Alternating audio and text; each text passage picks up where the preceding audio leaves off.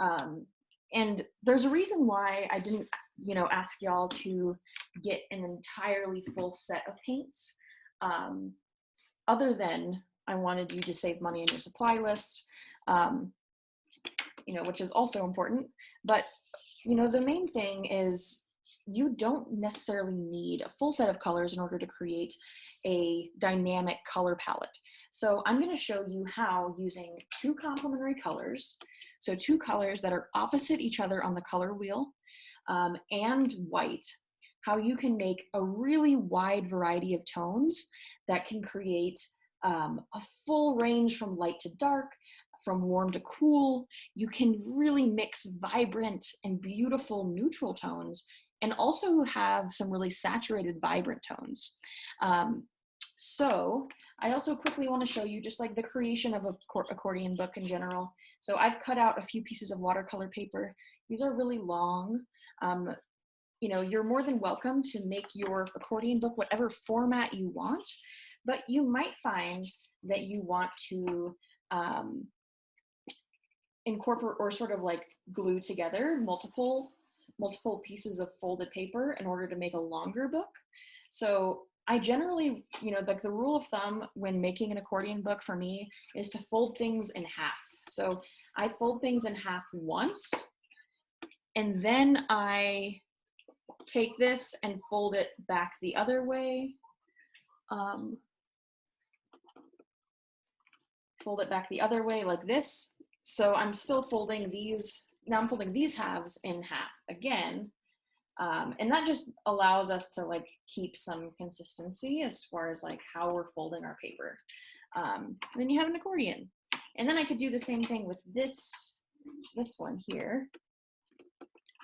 And I can glue these together to make a much longer book. So like I said, it's totally up to you what kind of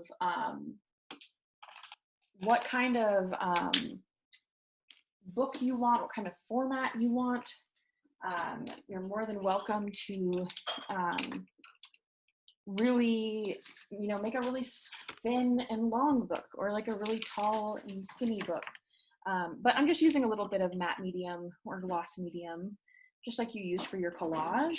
I can use this as an adhesive to just sort of like glue these two parts of my book together. And now I have a longer book. So when you're mixing color in your accordion book, or when you're sort of like creating an image in your accordion book, you may want to do your actual painting before you fold it, or maybe you want to fold it and then kind of like flatten it out again so that it's easier to work on, and that's totally fine. But I just want to demonstrate a few ways of starting a book based on an underpainting, and how you can sort of like decide on your composition. For the sake of demonstration, I'm going to ditch this half because it's just bothering me. Okay, that's better. So I'm going to start by, I have like a cup of water right here, very dirty cup. I have some brushes close by, and I also have some paint. So I'm sticking with blue and orange as my complements. If y'all need help deciding on a set of complements, please let me know. But generally, complementary colors, they're right across from each other on the color wheel. You can choose like blue and orange and red and green if you want. You could also choose, or blue and orange, red and green, or yellow and purple. If you would like to choose sort of like a more obscure combination, like blue-green and red-orange, that could be really cool. Maybe take a little bit of more color mixing, but based on like what you got from the supply list, you probably have something more like this where you have just two complementary colors. That being said, there are a few of y'all who have taken my painting class, and you might have done this, and you might have a full set of paint, and so you'll have done this already. And if you have done this already, then you can feel free to get a little bit more experimental with your color palette. Um, but basically, I'm going to start by mixing a neutral. So I grabbed a little bit of my blue with my palette knife, and I'm also going to grab a little bit of my orange with my palette knife, and then I'm going to put them together on my glass. So I have glass on my table. I just smashed my glass palette, unfortunately, but this is a great thing to do on your glass palette. So I can mix together this ultramarine blue and this cadmium orange, and I can get like a really beautiful kind of greenish brown tone. I think it's a really nice kind of like olive green color. Um, but I can also tweak this tone, and I can make a whole variety of different colors. So I can also grab a little bit more blue, and I can really make it more of like a darker green tone. If I mix enough blue into this, then I'm going to get what's called a chromatic black tone. And chromatic black is basically a way in which you can mix your own deep dark color. Sometimes it might not get all the way dark enough to really be like a true black tone, but you can get a really rich, beautiful tone that can function as a really, really lovely dark tone in your painting. And I find that, mixing a chromatic black can be really, really helpful, because the way in which we see shadows in the real world, a lot of the time, the shadows that we see, even like the darkest parts, are still really rich with color. They're full of chroma. They're beautiful, and rarely do they look just like the sort of like black that we get out of a tube. So when we're painting and we're trying to think about like maybe being inspired by the way light works around us, this might be different in something like graphic design or illustration, depending on what kind of style you're working in. But when we're painting, I think thinking about light and thinking about color can be hugely inspiring. So I've mixed kind of like a series of sort of like dark greenish tones from just these two complements. And I'm gonna first use a little bit of this sort of like deep blue, almost chromatic black tone, in order to make a really loose underpainting. So I'm gonna use a lot more water than I typically would use with my acrylics, in order to kind of like jot down my general concept and idea. So I can start by really, maybe you want to think about your entire accordion book as one composition. So maybe like I want to have like a hill that's sort of like moving across this entire space. But maybe you also want to have like embedded images. So like maybe I want to have like a vignette into another world somewhere. But there's many, many ways to think about this project. But I do recommend starting with an underpainting. If you're more comfortable starting with a pencil, that's totally okay.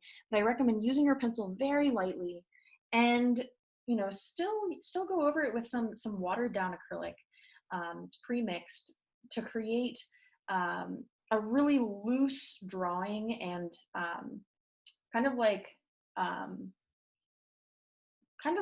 it's like you're making a map for yourself of what you're going to do later. So here I have like a person standing in this landscape. And I also, while I'm in this stage of making an underpainting, I'm also going to think a little bit about how is light functioning in this space. So I'm then going to think a little bit about, maybe for me, my light source is going to be the sun that's like right here. Maybe this is a sun. I don't know. You can invent your light source however you want. But maybe this is my light source, which would then cast shadows going back in space this other opposite way. Maybe I want to think about how there's like a really loose shadow on this side of this hill over here.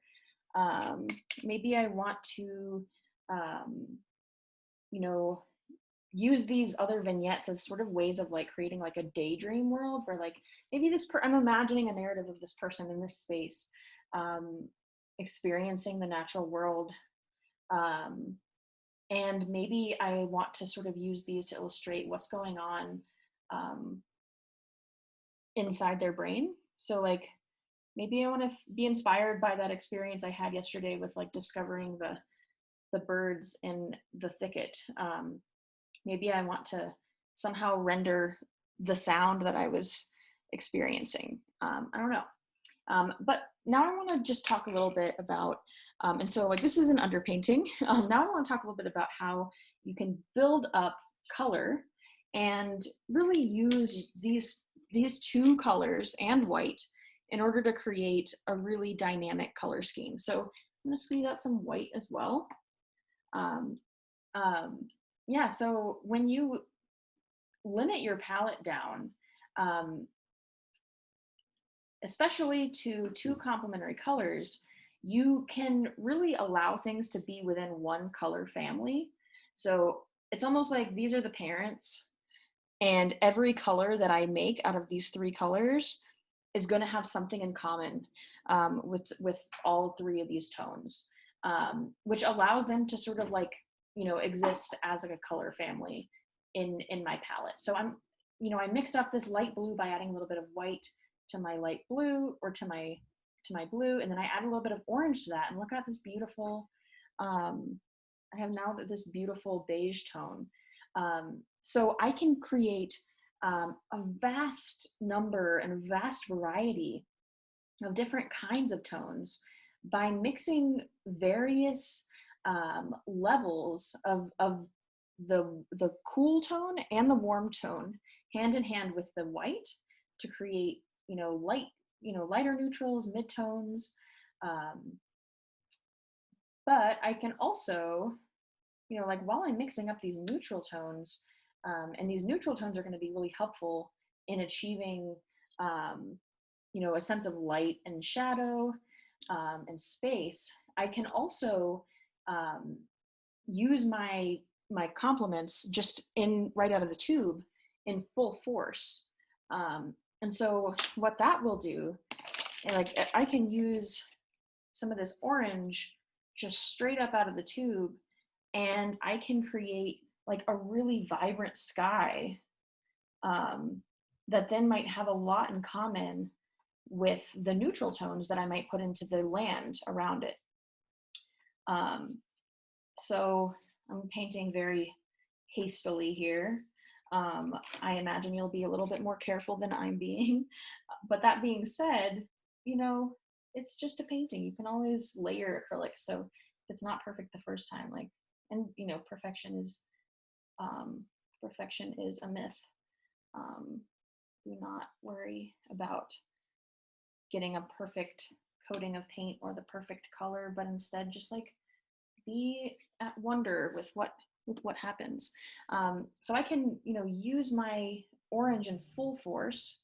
I can really let my orange exist as like a major part of the composition, but I can also take the tones created out of the orange.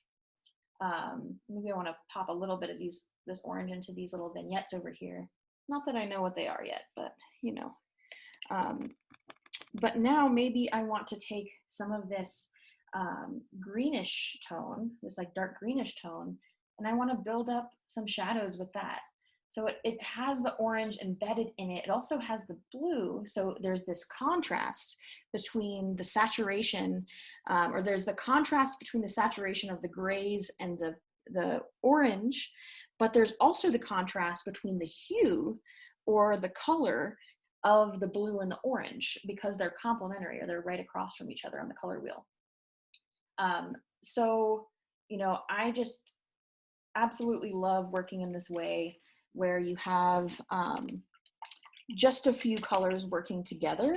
Does anyone have any questions about this so far? About these ideas and about how to think about color when you're limited and when you're purposefully limiting your palette. Any questions coming up? No, not really. Cool. And so some artists mix all of their paint on their palette before they begin. You know, here I'm going in with some pure white, and I'm almost like mixing it and blending it in right on the page. You can do both. I recommend not, you know, don't close yourself off to working in any particular way, but instead, you know, have fun. See what happens. What happens when you grab some bright blue and pop it right in there? But it's true that having, you know, really having a rich set of neutral tones, so tones that are either tints, a tint of a color is created when you mix it with white. A tint can allow your really vibrant tones to feel even more vibrant. And it's really kind of like this, this interesting phenomenon where like your vibrant, super bright tones can't feel vibrant without the neutrals. Your light tones can't feel light without the dark tones. The dark tones don't feel dark without the light tones. Contrast is so important. But there's also, you know, a lot of ways to make a painting. There are so many ways to make a painting. And so I really encourage you to experiment. Don't worry about perfection. Maybe you want to make a couple of these and then turn in your favorite one. You know, I just made a whole accordion book in like 20 minutes. So, you know, really don't think about these as like precious objects, but instead think about them as an opportunity to play with color, experience color relationships in a new way, but also thinking about a narrative, thinking about how you can build a space that feels like it's relating to either a dream world or a reimagined space. You can really use your imagination. If you know, I know a lot of y'all do character design, so maybe you want to include like an original character within a space and think about how you can build out a really loose narrative based on their character design. But you know, notice how the brightest blues are feeling so much more vibrant because I have these really super vibrant oranges right next door. And so you can also like continually build up detail. Sometimes you want to have less detail in certain parts. But that being said, I really recommend just, you know, play with color, have fun, enjoy it. And, you know, another thing to think about is if you get a little bit of your medium, this is some matte medium, or you could also use gloss medium. I actually recommend using gloss medium instead. I'll need a little bit more orange. But you can create a transparent version of a color. And transparency, when you use a transparent sort of formula, so a lot, you can see I have a lot of medium and a little bit of pigment. When I have a transparent sort of formula created of a color, I put it on top of white, it's going to be really vibrant. So you can also create some kind of like watercolor-like effects if you'd like. But this is also something you can use as sort of like a glaze. So if I wanted to create kind of like an overall orange shadow on this side of the space here, I would let it dry in between. My paint is probably still wet and will probably all mix together. So don't, you know, don't paint as fast as I'm painting right now, but be patient, take your time, let things dry in between and then see what's happening. But you can see I can really kind of like glaze over and create some subtle transparencies that just sort of like shift shift the color in a really subtle way. Um, yeah. So does anyone have any questions about working in two complementary colors plus white, as well as working with the accordion book format and working with transparencies as well as opacities? This is a lot of stuff I just threw at you. Any questions, responses? Does it make sense? Does it feel like something you're excited about? Real quick, are we allowed to like use the back of the accordion as like another, I guess just more space to help Mm-hmm. tell the story or whatever? Yeah, that's a great question. So it's totally up to you. You can use both sides of your accordion book to unfold as a full narrative. Um, I've had, um, you're also welcome to leave the back blank or leave the back just a solid color if you want. I've also had people create an accordion book that opens up from this, like that maybe they thought of this as like the cover, and then it opened up in this way. So you can think about your accordion book in so many different ways. I chose this format because it's really easy to make and something that's really accessible. And something that we already have the materials for. But yeah, you can really utilize the space and also create the space, create your accordion book however you want. Yeah, but good question. Does anyone else have any questions? But that being said, I really recommend just like grab your paints, do some exploration and experimentation. And the sketchbook requires you to make some thumbnail sketches about just sort of like the general format of your book. So you can create a thumbnail sketch by just sort of like really roughly jotting down the format of your book. Let's say it's like going to be roughly this long. And then you can think about like, okay, how's it going to be separated? And then how do you want to break down frames? Do you want to think of, how do you want to think about how color will activate the frames overall? So this is like a really quick, um, a thumbnail should not take long. A thumbnail should be a really quick way of getting an idea down. You could also think about, if you prefer to make this project more of like a graphic novel type setup, maybe you want to think about how frames are going to relate to one another, how you're going to activate the space in between frames with paint. Maybe you want to have some pages take place across multiple frames.